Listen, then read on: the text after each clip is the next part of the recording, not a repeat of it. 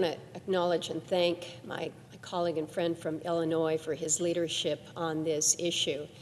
He's outlined well the situation in front of us with regards to the status of the Crime Victims Fund. Again, this is a non-taxpayer source of funding, which is designed to help the millions of victims of crimes, those who have been violated, those who are extraordinarily vulnerable, and we are at a place where he has indicated we've got a proposal here that could help address how this fund is replenished to again ensure that those who have been made victims can receive some level of compensation, and we're kind of stuck here this morning, which is extraordinarily unfortunate.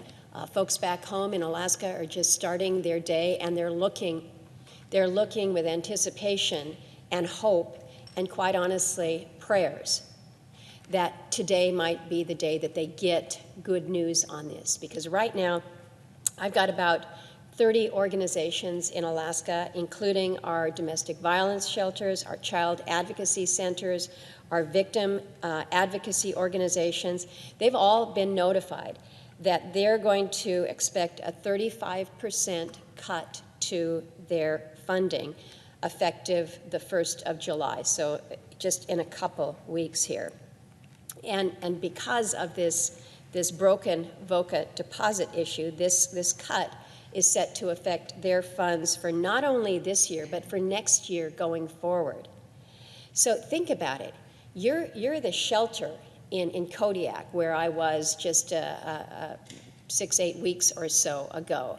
When you're told you have a 35% cut to your budget coming, you have a small community, where are you going to find those resources? Because believe you me, the individuals who still require those services, they're not staying at home and saying, well, I guess we don't have the services here on this big island of Kodiak, so I'm just going to stay put. The need is still there. In fact, the need is more enhanced or exacerbated than ever before. We've seen this as a follow-on from COVID. We have seen those after effects, that aftershock, when you have been in an isolated situation where you have been forced to kind of shelter in place, if you will, but your home is not a safe shelter. It is not a shelter in that sense of the word. But you don't have services, and so where do you go? You stay with your abuser. You stay in a situation that is unsound, unsafe, because you don't have any place to turn. So the need out there is considerable. We had a situation last summer, devastating loss. 5 village residents in different villages who'd died in domestic violence murders over a course of 10 days. These are small villages where everybody knows everybody, and the loss of one person, an elder, a child, or a victim is extraordinary. And so we looked at that and we said, well, that's exacerbated by COVID and what has happened, but no.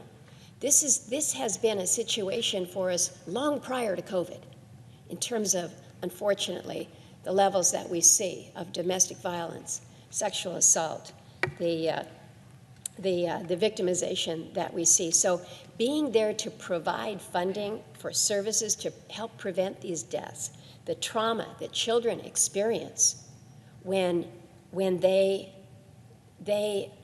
are in the room, the murders that affect families for generations. There's a story in the news just today, domestic situation, the husband and the wife. The husband took the wife's life and then took his own, and it was a 6-year-old with an iPad who notified the authorities. So I think about the reality of what a 35% cut means, what it means when you say, your service providers are faced with $6 million less in funding for victim services. The shelters are calling out to us for help. One domestic violence shelter in the state is facing the reality of laying off 6 full-time jobs within her organization. This is unacceptable. I understand that there are concerns. Senator Toomey is going to speak to them, but this legislation doesn't change how federal tax money is spent. It provides a technical fix by directing additional non-taxpayer dollars from criminal monetary penalties into this fund. So we're sitting at a point where the longer that Congress delays this fix, the larger cuts that victim services in my state and all around the country will face. This has been a hard time for us. I think we recognize it. But for those who are trying to serve victims, those who are trying to serve the most vulnerable at an exceptionally vulnerable time in their lives, it makes it 10 times harder. Our providers are exhausted, they are burned out, and now they're faced with massive cuts. We simply cannot fail them. So I would urge us, can we look past the politics on this? This is what these victims advocates are saying. Please don't use us as the political lever here. And so I join not only with Senator Durbin, but with the many in this body who would urge that we pass this technical fix to VOCA.